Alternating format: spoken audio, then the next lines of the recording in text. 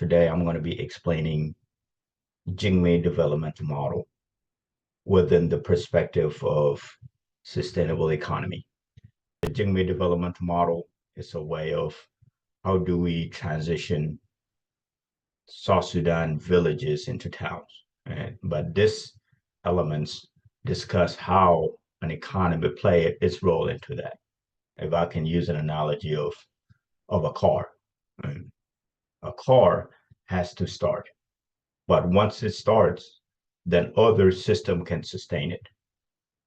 That is the way I want to explain how South Sudan economy can be started and what element could be used to jumpstart it. Right? Because when you think of a vehicle that has a dead battery, something has to jumpstart it first. And then once it starts, then it can sustain itself. We look at the chart that I have here, go all the way on the top right. Right? If you look at what it says on the green, the local and national governance. Right? So that is the administration that is responsible for bringing the development, essentially. Right? And if you look on the furthest right, you have the resources. So when I'm talking about jump-starting the economy, I'm talking about those elements on the right. Right? And those elements are the oil revenue.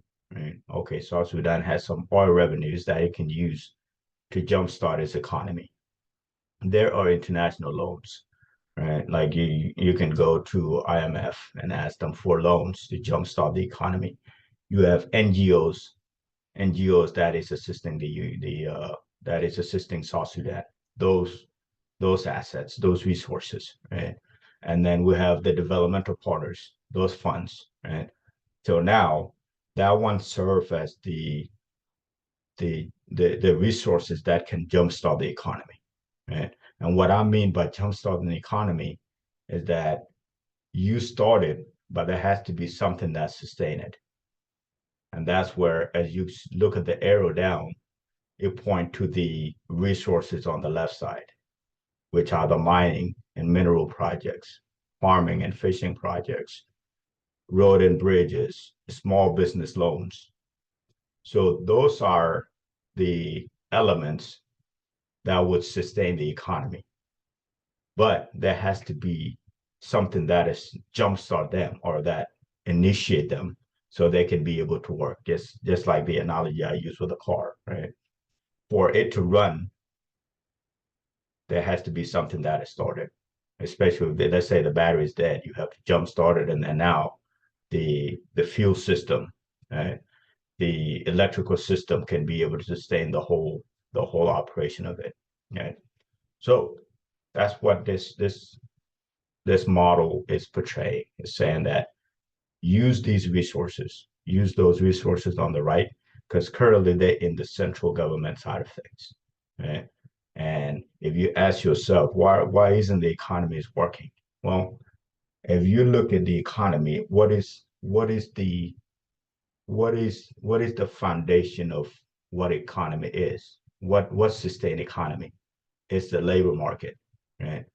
The individual labors of the country is the one that determines its economy.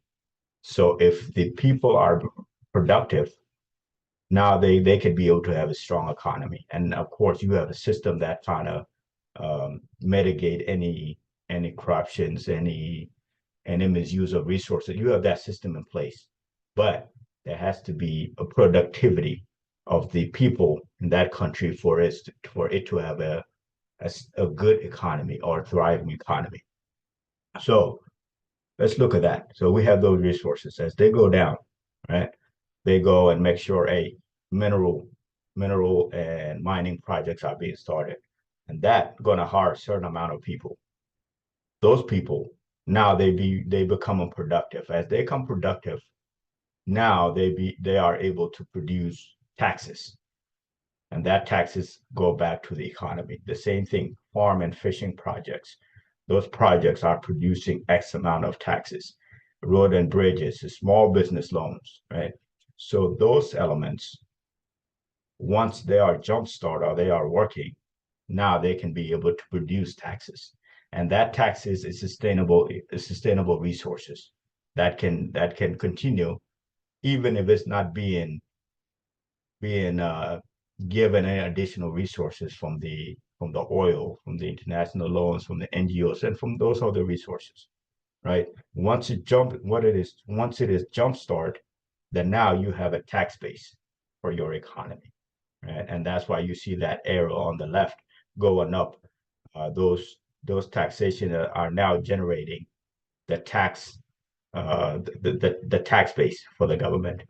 And now you can remove the right side of it, the oil, the international loan, the NGOs, and development partners loans, and the economy would just continue like that. Right. So now you have a closed loop of resources. Right. But there has to be something that jump started first before it could go to that extent. So going further into taxation, because as I said earlier, this is the basis of your economy, right? The basis of the administration side of it. But the foundation of that economy is the labor force. People are working, people are doing things. But as they do those things, they give a portion of it to the government so the government can run its own stuff, providing security, providing justice, other things. Right. So the people can focus on whatever that they need to do. A fisherman can focus on the fishery on fishing. A farm can focus on fishing. An engineer can focus on building houses or building cars, right? But as they do that, they have a pocket of money, which is the taxes go into the federal system. So if you go on the bottom, you look at the tax, right? So as you can see all the way on the red, you see the federal and the state tax, right? So that is being collected at the payam level, at the lowest echelon, right? So as those people collect their taxes, they collect two type of taxes. They collect their federal tax and they collect their state tax. And whatever that percentage, you say 100%, but it's basically saying whatever percentage that we collect as the federal tax, let's say it is 10%, right? But 100% of it going to go to the payam.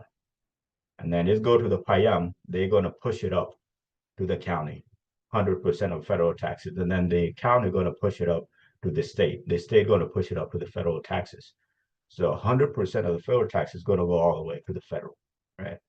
But and then if you look down, you look at the state taxes. Now that's where those different echelons can have their pocket of money, right? So uh, you collect 100% of the state taxes from the locals, which can be either 5%, 10%, whatever the case is.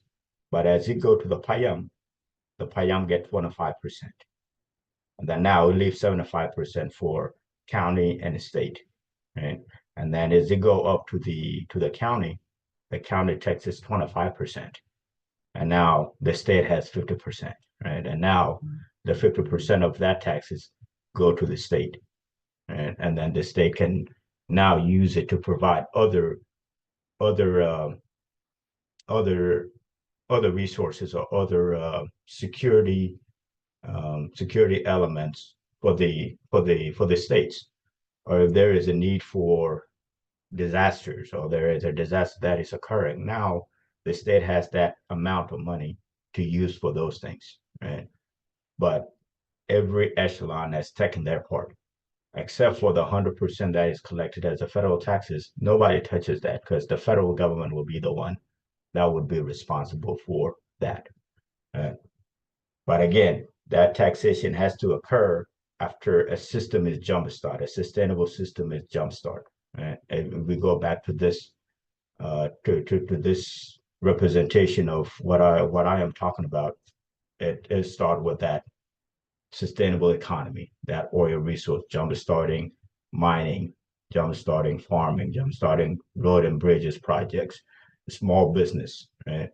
And from those elements on the left, that is the tax base for what I was discussing earlier about having the 25% for the payam, 25% for the county, and 50% for the states.